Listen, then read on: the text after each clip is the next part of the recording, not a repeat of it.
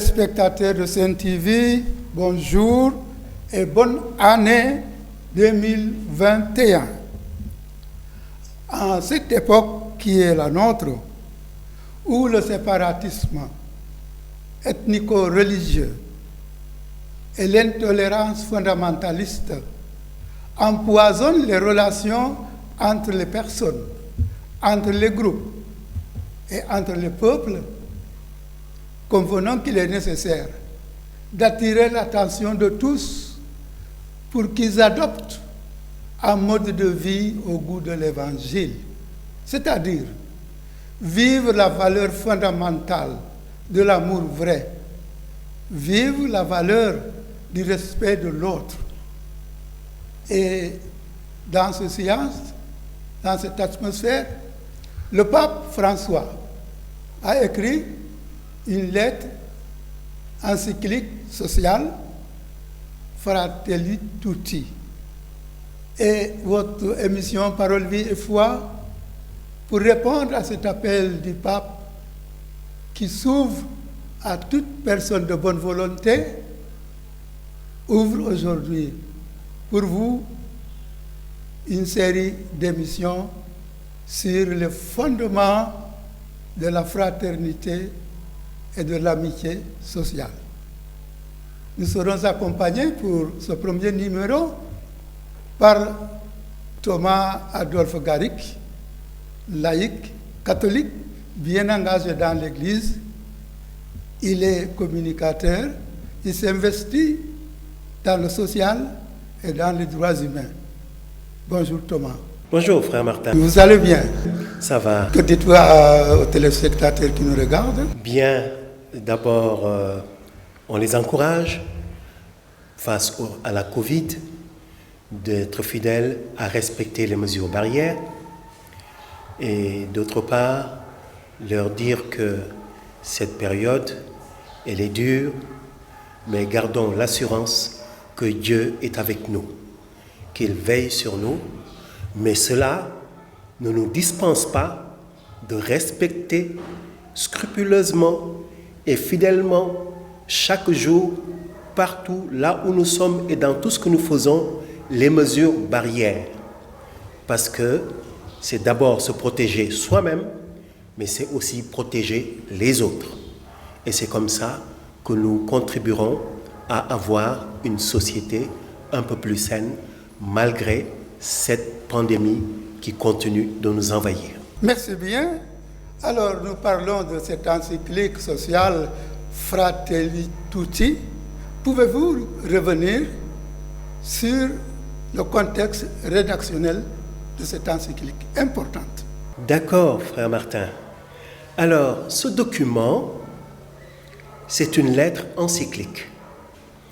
Dans la littérature de l'Église catholique, une lettre encyclique, c'est un document d'enseignement du pape relativement, très souvent, à une question d'actualité. Et aujourd'hui, cette encyclique se trouve dans le contexte où on n'a plus assez de considération pour la personne humaine. Les gens ne s'aiment pas assez comme ils devraient le faire pour que nous puissions vivre heureux. Alors, cette lettre encyclique, c'est la 3e du pape François. Il avait auparavant sorti une première encyclique, Lumen Fidei, en 2013, et Laudato Si en 2015.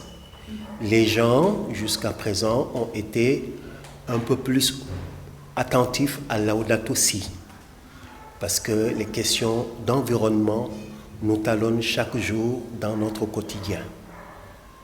Et ainsi, le pape arrive à octobre 2020 à publier une 3e encyclique. Alors, cette 3e encyclique, Il faut dire que dans son inspiration première, il faut signaler que si Laudato Si a eu Saint François d'Assise comme élément déclenchant pour inspirer le pape, ce même François d'Assise continue d'inspirer le pape. Et ce qui fait qu'on a, avec le pape François, 2 encycliques sur 3 qui sont inspirées par Saint François d'Assise. Alors, dans ce document, il faut savoir qu'il a pour titre Fratelli Tutti. C'est une expression en langue italienne. Ce titre sont des mots de Saint François d'Assise lorsqu'il invitait ses frères et sœurs contemporains à vivre la fraternité plus intimement au goût de l'Évangile. Alors, ce titre italien, Fratelli Tutti, se traduit en français « tous frères ». Alors, lorsque le pape a voulu signer ce document, il n'a pas manqué de se déplacer jusqu'à la ville d'Assise en Italie. Et là, au tombeau de Saint François d'Assise, il a signé ce document majeur pour l'Église et pour le monde. Son thème, c'est la fraternité.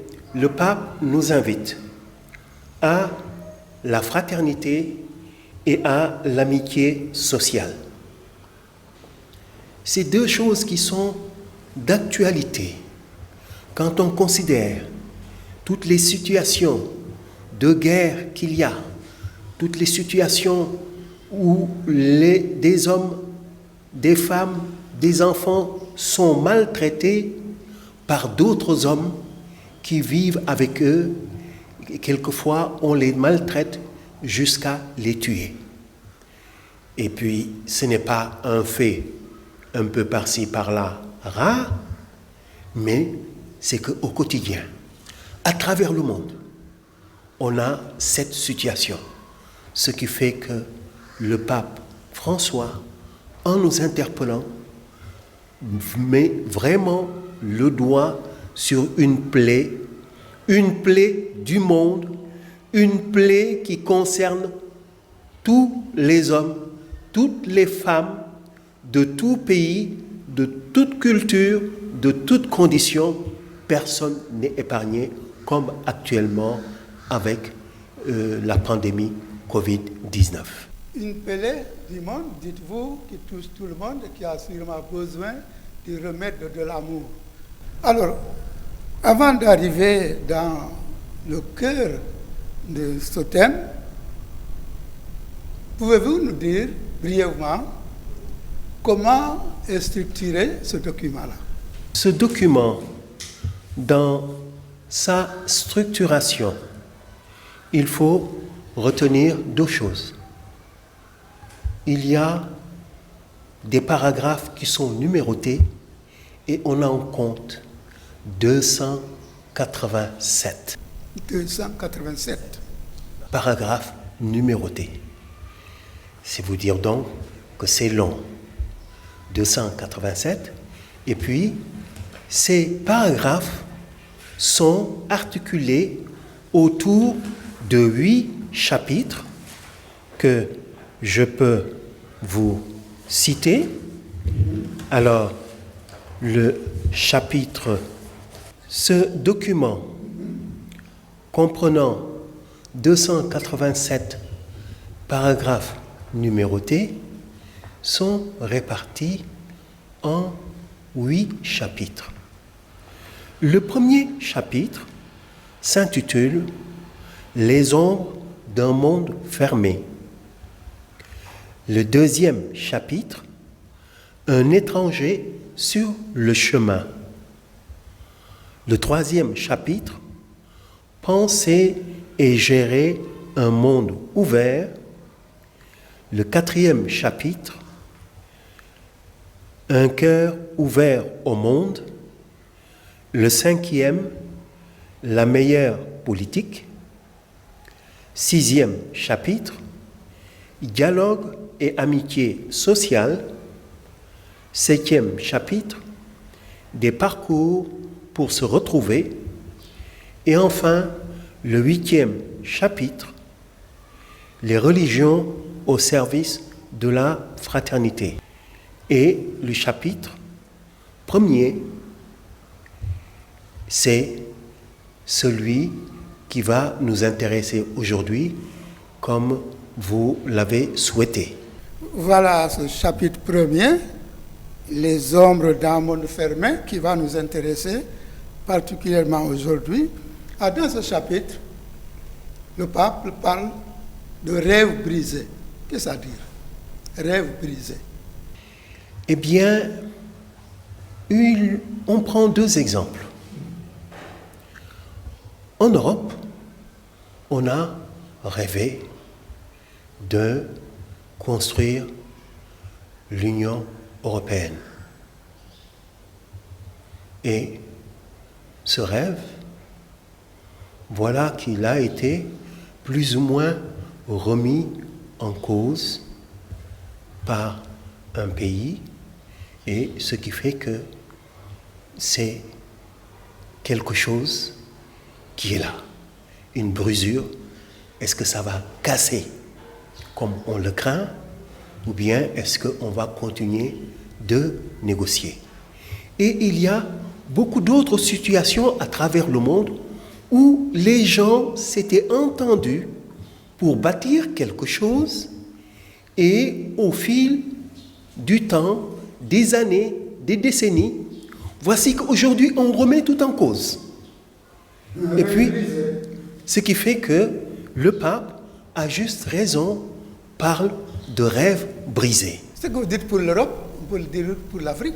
On n'a pas de l'OUA, de je ne sais pas quoi et quoi et quoi. Même des pays, vous avez certains pays qui aujourd'hui, il y a la guerre parce qu'il y a des tensions pour se séparer. Ceci montre que ces rêves brisés, ça ne se cantonne pas seulement à l'Europe, mais à travers le monde. On peut reprendre les situations humaines, les situations politiques, les situations religieuses, et on voit que le désir qu'on avait d'être ensemble est remis en cause et battu en brèche, et on n'a pas peur de tuer pour briser ce rêve. Ça, c'est grave et interpelle la conscience humaine. Et c'est pour cela que le pape, dans ce premier chapitre, va revenir sur un certain nombre de situations qui interpellent notre conscience, parce que la fraternité vole en éclats, parce que l'amour entre les personnes, c'est quelque chose qui n'est plus vécu avec sincérité, vérité. D'ailleurs, dans un sous-titre, il parle d'un monde sans projet commun. Qu'est-ce que ça veut dire? Oui, c'est facile à comprendre. Aujourd'hui, chacun tâche d'élaborer un projet. Mais il refuse de partager le projet des autres. Ce qui fait que c'est difficile d'arriver à un projet commun. Et quelquefois, lorsqu'on pense que des gens, des pays se sont entendus pour un projet commun, mais on joue à malin et demi, malin et demi. On n'est pas sincère. On est en train de voir comment on peut tromper l'autre pour le dominer. Parce qu'aujourd'hui, même si on parle de mondialisation, la tentation de dominer est là, très forte, ce qui fait que malgré tout ce que nous rêvons dans le cadre de la mondialisation, nous nous rendons compte que les hommes et les femmes, les enfants, continuent d'être de plus en plus malheureux dans les pays. La misère est là et on n'arrive pas à résoudre ces problèmes. On croirait se trouver dans un marché Moussamté. Marché Moussamté. Oui. Et le pape aussi dit, dans ce monde qu'il a décrit, les droits humains pas assez respectés, pas assez universels. Et je pense que ça, nous pouvons tous le constater. Que signifie ce que dit le pape là? Alors, les droits humains Pas assez. respectés. Cela veut dire que on ne considère pas assez la personne humaine et les communautés humaines qui sont dans le monde. La personne humaine n'est pas assez respectée, n'est pas reconnue dans sa dignité au quotidien. Il n'y a pas besoin d'aller loin à travers le monde pour s'en rendre compte. Dans notre pays, c'est là, dans d'autres pays aussi, et quand on fait l'ensemble des pays, c'est toujours comme la même chanson, la même misère, que la personne humaine n'est pas reconnue et respectée dans sa dignité.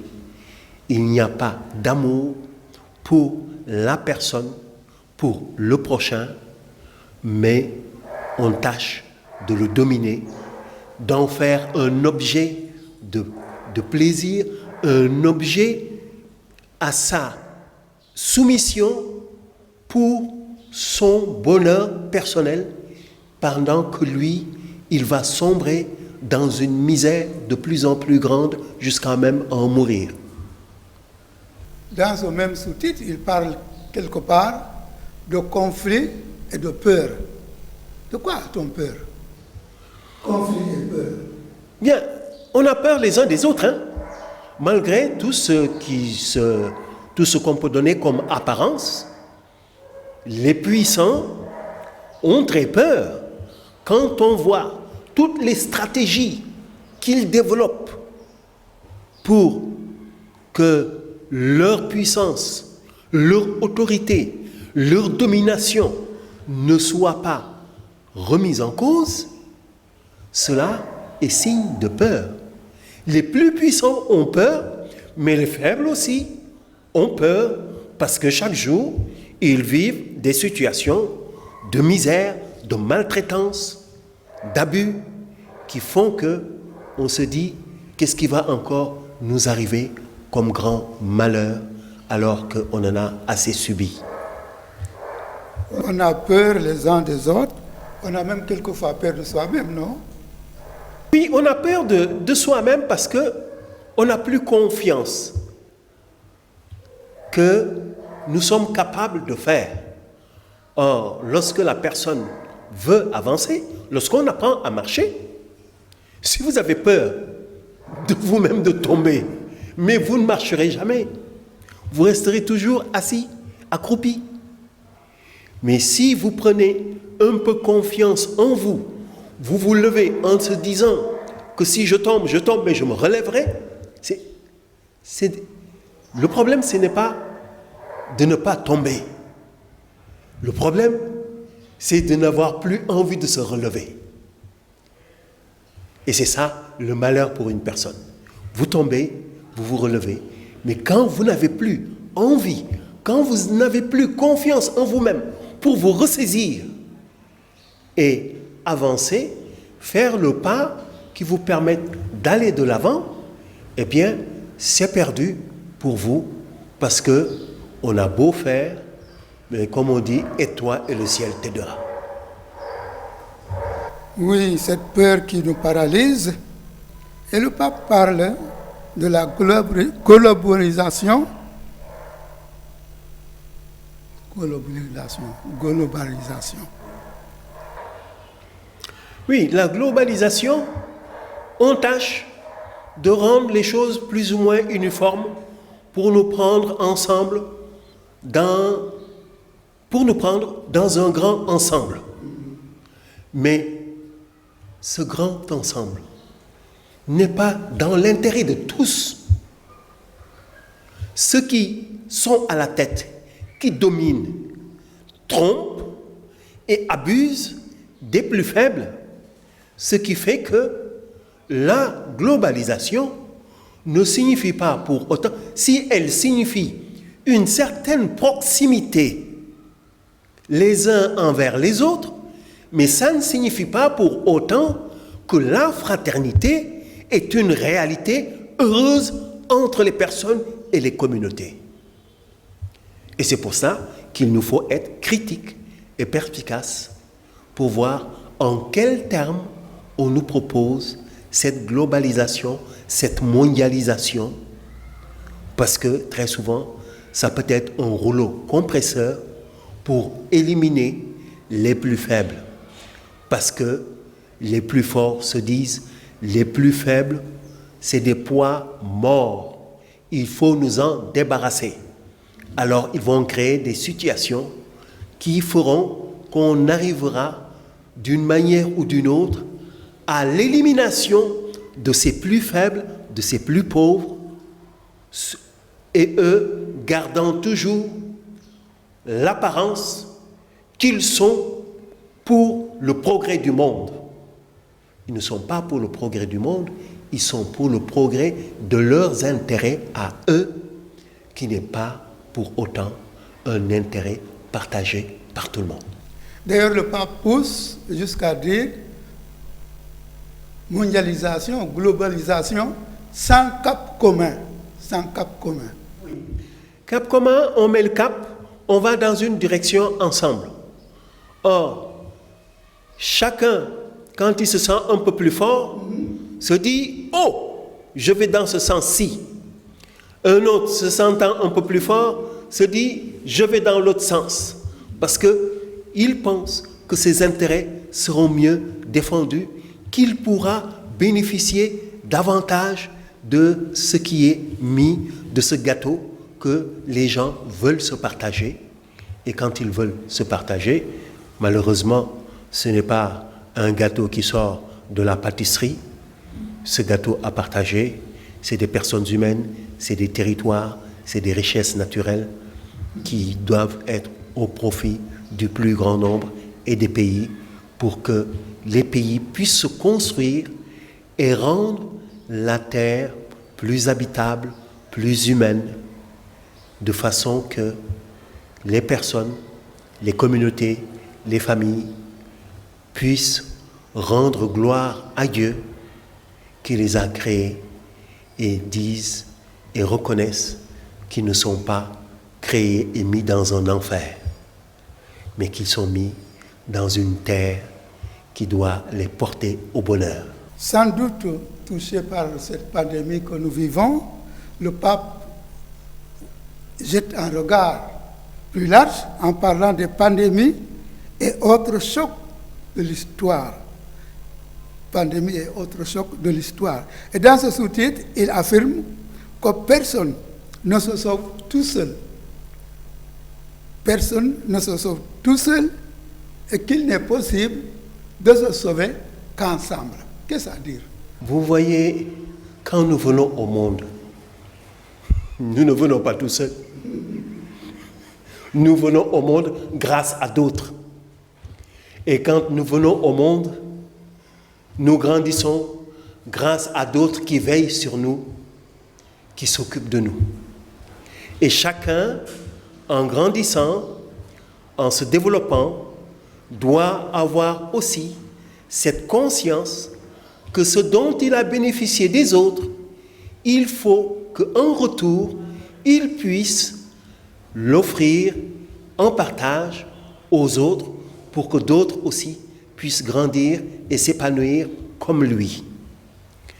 Donc, quand nous voyons les situations que nous vivons, personne ne peut se dire, moi tout seul dans mon île, je n'ai besoin de personne. Si c'est un rêve égoïste suicidaire, quelqu'un qui le fait, qui cultive cela, il se suicide. Et c'est pour cela qu'il nous faut éduquer les personnes à cette solidarité, à cette acceptation de l'autre, à cette volonté de faire que l'autre, avec soi-même, nous puissions grandir ensemble. Un pays, c'est tout le monde, tous les citoyens. Une famille, c'est tous les membres de la famille.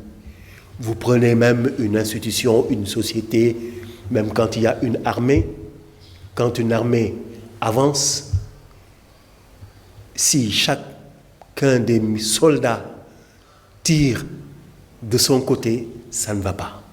Il faut qu'ils constituent un bloc. Ensemble, ils peuvent avancer et abattre l'ennemi. Eh bien, nous autres, il faut que nous prenions conscience de cela et que nous travaillions effectivement à cela. Et il y a à la base de cela une éducation familiale, une éducation communautaire, une éducation dans son pays. Si cette éducation n'est pas assurée à la personne, eh bien, la personne va devenir un ennemi pour son prochain. Devenir un loup, une hyène pour son prochain. Et à partir de ce moment-là, nous sommes tous en danger, alors que l'autre ne doit pas constituer un danger pour nous, doit constituer une force, une ressource pour nous, comme je constitue pour lui une ressource. Et ces ressources partagées, c'est ça qui nous permet de nous épanouir, d'avancer. Et lorsqu'on travaille en équipe, on s'en rend compte. Au football, enfin quand nous prenons le sport, les sports collectifs, nous voyons que c'est un pour tous. Et tous pour un. Le buteur, tout le monde contribue pour que le buteur puisse le faire. Mais c'est chacun pour tous. Chacun, il garde en tête que lui, il est au service de tous les autres. Et chacun nourrissant cet idéal, eh bien, personne ne sera malheureux. Personne ne sera malheureux si on est solidaire. Mais le pape dit dans un sous-titre, il parle de manque de dignité dans les frontières. Manque de dignité. Ce qui se vit aujourd'hui dans les frontières des pays, vous avez des déplacements de personnes. Quelquefois, ce sont des réfugiés, des personnes qui, à la suite d'une guerre, ne se trouvent pas bien dans leur pays et sont obligés d'aller ou sont obligés de tenter d'aller dans un autre pays où ils espèrent retrouver la paix et les conditions pour vivre heureux. Eh bien, ces personnes, ces réfugiés, très souvent, on n'a pas de considération pour les réfugiés. Ce qui fait que c'est un problème aux frontières. Nous avons une autre catégorie de personnes. Ce ne sont pas des réfugiés. Ce sont des personnes qui volontairement vont quitter leur pays, baluchant sur la tête ou au dos, et se disent « Je vais aller dans un autre pays où il fait bon vivre, mieux vivre que dans le pays où je suis. » Quelquefois irrégulièrement. Et naturellement que quand vous arrivez à une frontière pour traverser, pour rentrer dans un autre pays, on vous établit des conditions. Et cette personne-là, très souvent, ne se préoccupe pas des conditions qui lui sont imposées pour rentrer dans un pays. Et ce sont ces personnes qui sont dans l'immigration irrégulière. Mais il ne faut pas oublier aussi que même si ces gens-là ont tort par l'immigration irrégulière, elle n'en demeure pas moins des personnes humaines à respecter. Et que lorsqu'elles arrivent aux frontières, malgré tout, on doit respecter leur dignité et leur offrir quelque chose d'acceptable en attendant que cette situation puisse se décanter. Et c'est pour ça que nous sommes interpellés aux frontières. Notre pays, il y a des gens qui veulent quitter le Sénégal, mais il y a aussi d'autres gens qui veulent entrer au Sénégal. Et le Sénégal met ces conditions. Et il faut que ces personnes puissent respecter ces conditions pour être éligibles à entrer dans ce pays. Comme nous autres, on nous impose aussi des conditions pour que nous puissions être éligibles pour entrer et être admis dans ce pays-là. Ça aussi, c'est une question politique, parce que c'est les États qui gèrent, c'est les États qui doivent mettre des ressources pour que ces situations se règlent au profit des personnes humaines.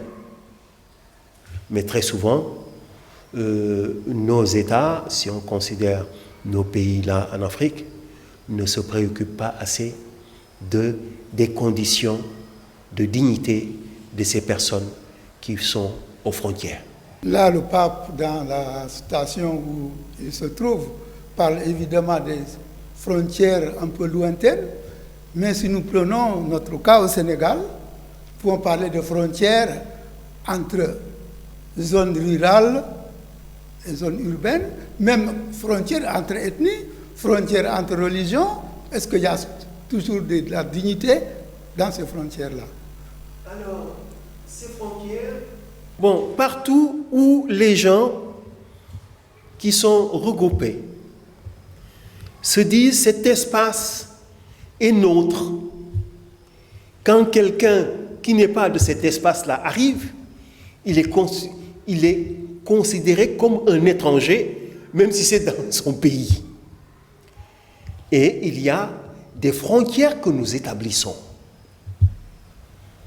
depuis la clôture de notre maison, qui est une frontière, pour dire aux autres, halte là, au-delà de ce mur, c'est ma maison, c'est mon territoire, n'entre pas qui veut.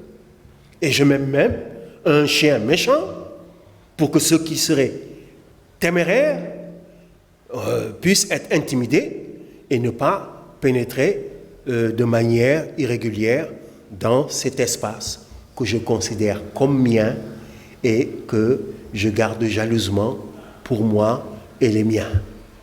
Eh bien, des frontières, nous en établissons partout où nous sommes. Et très souvent, c'est parce que nous n'avons pas confiance en l'autre et que aussi nous ne n'aimons pas cette personne parce qu'elle est différente. Elle n'est pas comme nous, elle ne croit pas comme nous, elle ne parle pas comme nous, elle ne s'habille pas comme nous, elle ne mange pas comme nous. Tout ce qui est différence est conçu comme un élément qui va faire que on se braque et on dit halte là, ne franchissez pas cette frontière. Oui, Thomas, j'ai dit tout à l'heure que vous êtes communicateur, même bien formaté, et le pape dit quelque part illusion de la communication. Et il parle d'agressivité sans pudeur, de l'information sans sagesse. Qu'en dites-vous? C'est vrai, on se plaint beaucoup dans les pays de l'action des médias qui envahissent. Il y a comme une agression parce que les médias Certes, il y a des professionnels qui travaillent, mais les médias, c'est des entreprises, c'est des sociétés. Et ceux qui mettent leur argent dans ces sociétés entendent rentabiliser leur argent et ça ne les gêne pas quelquefois de le faire à l'encontre du respect des personnes qui sont là avec ces médias. Donc il faut que les professionnels des médias se rendent compte qu'ils ont ce devoir. Et d'ailleurs, les codes qu'on établit, code de la presse, tout ça, c'est pour que le tribunal des pairs, c'est pour éviter et prévenir les dérapages, et s'il y a dérapage, puisse prendre les sanctions nécessaires de façon que les personnes ne soient plus tentées de se livrer à ces dérapages. Là, nous parlons sûrement des médias un peu classiques, mais actuellement, nous avons les réseaux sociaux, les fake news. Oui, les réseaux sociaux, vous savez, on nous a mis entre les mains un outil et on n'a pas été formé.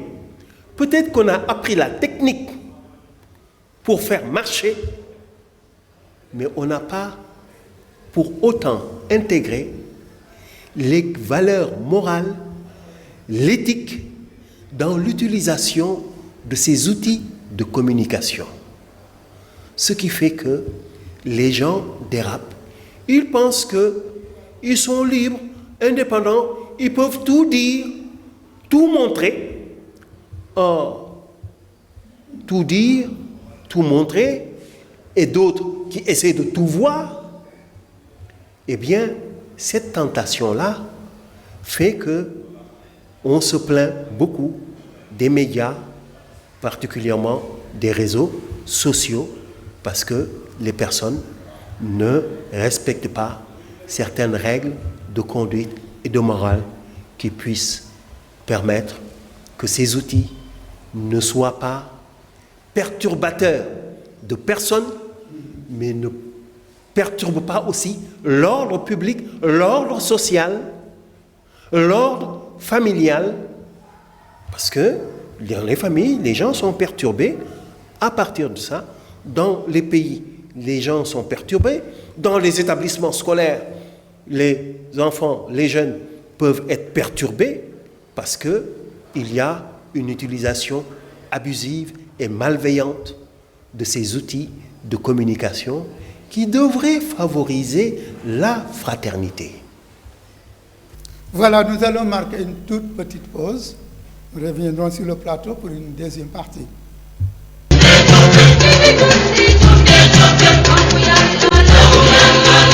Voilà, merci à la régie. Nous revenons sur le plateau avec notre consultant du jour, Thomas Adolfo Garrick. Le pape parle dans un sous-titre de soumission et autodépréciation. Qu'est-ce que ça veut dire? Soumission. Soumission, il y a une action de domination. Des plus forts cherchent à soumettre les plus faibles. Ça, c'est monnaie courante. Au nom de notre argent, au nom de ce que l'on a, de ce que l'on possède, on pense que les autres, on doit les soumettre à notre bon vouloir et les exploiter. Cette domination, elle est pernicieuse parce que très souvent, elle arrive à l'exploitation des plus faibles. Elle amène la maltraitance des plus faibles. On abuse des plus faibles. Et ça, il faut être attentif pour que ça n'arrive pas. L'autodépréciation. Vous savez, chacun doit être capable d'avoir l'estime de soi. Comme dit ici, gëm sa bopp.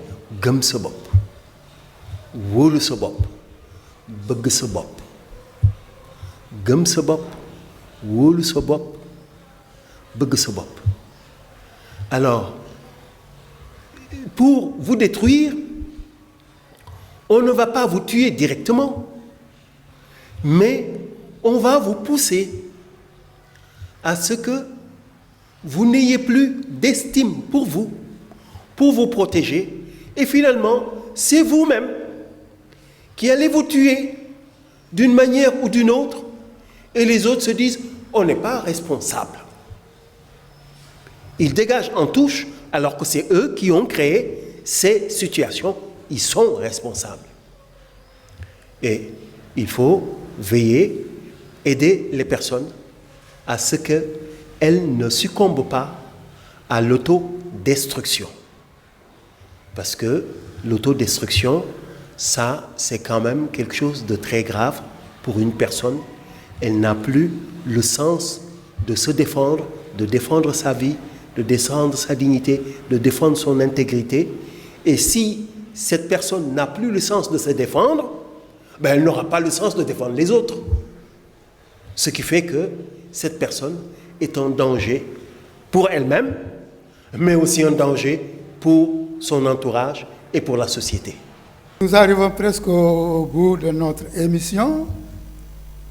Nous traitons le chapitre 1er, les ombres d'un monde fermé.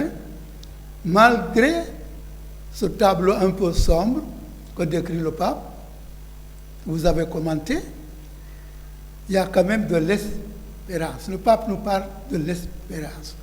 Quels sont les chemins de l'espoir qu'il nous trace? Eh bien, les chemins que le pape propose, c'est le dialogue, la considération. C'est tout ce qui va permettre de construire et de renforcer la fraternité. Parce que sans fraternité, eh bien, il n'y aura pas de société, il n'y aura pas de famille, il n'y aura pas de pays. Si nous voulons avancer, nous donner un avenir, eh bien, cet avenir, nous allons nous le donner ensemble. On ne peut pas se donner un avenir tout seul en ignorant les autres ou en combattant les autres. L'indifférence comme l'agressivité, c'est deux choses qui ne doivent plus exister parmi nous et entre nous. Et donc, l'indifférence, c'est quelque chose de grave. L'agressivité, la violence, la maltraitance, tout cela, c'est quelque chose qu'il faut prévenir. Tout cela, c'est dans le cœur des personnes qu'il faut semer la graine d'amour pour que les personnes aient le courage de changer, de se convertir pour devenir véritablement des êtres à l'image et à la ressemblance de ce que Dieu a voulu faire d'eux en les créant, en les appelant à la vie. J'aimerais bien que vous disiez ce petit passage en wolof. Li ñu mën a jàpp ci li pape bi wax ci benn bataaxel ci italien ñu tuddee ko Fratelli Tutti, ci kàllaama français ñu ne tous frères, ñun ci benn kàllaama ci suñu réew li may làkk nii mun nañu wax ne pape bi daf ñuy fàttali ne ñun ñëpp ay doomu ndey lañu, ay doom baay lañu. War nañoo sàmm, ku nekk war naa sàmm boppam, waaye na muy sàmmee boppam war naa sàmm moromam. su ko defee ka ngay sàmm ak li ngeen di ànd sàmm doon seen sutura ba nga xam ne ci àdduna si di ngeen fi mën a dunde ni leen ko yàlla yéene waaye gis nañu xiiroo ak ŋaayoo bi am ci diggante nit ak moromam ci diggante ay njaboot ci diggante ay xeet yu bokkul ci diggante ay nit ñoo xam ne dañoo bokk ci diine sib ñoo bokkul ci seen diine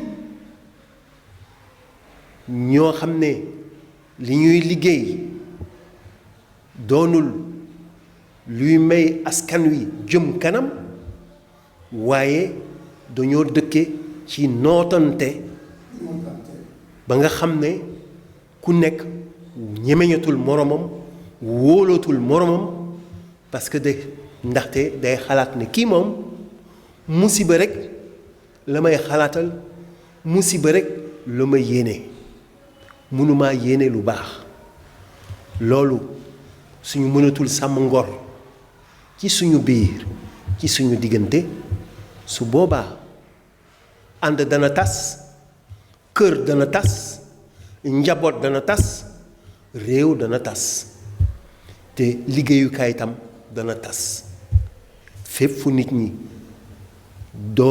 waroon doon benn féewloo seytaane dugg fa di sux-suxi kenn dootu fa am jàmm ñépp bugg ku nekk demal boppam.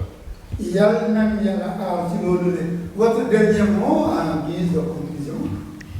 En guise de conclusion, je prendrai d'abord un mot du pape. Il dit ceci: je forme le vœu qu'en cette époque que nous traversons, en reconnaissant la dignité de chaque personne humaine, nous puissions tous ensemble faire renaître un désir universel d'humanité. Et à la suite de cette invitation du pape, qui nous invite à plus de fraternité, j'avais écrit quelque chose en 1992 qui a été publié dans une revue et intitulé « Rêver d'aimer ». Ce sera ça le cadeau que je veux faire aux auditeurs de cette émission de ce dimanche. Rêver d'aimer. Oui, j'ai rêvé souvent, j'ai rêvé d'aimer et d'être aimé.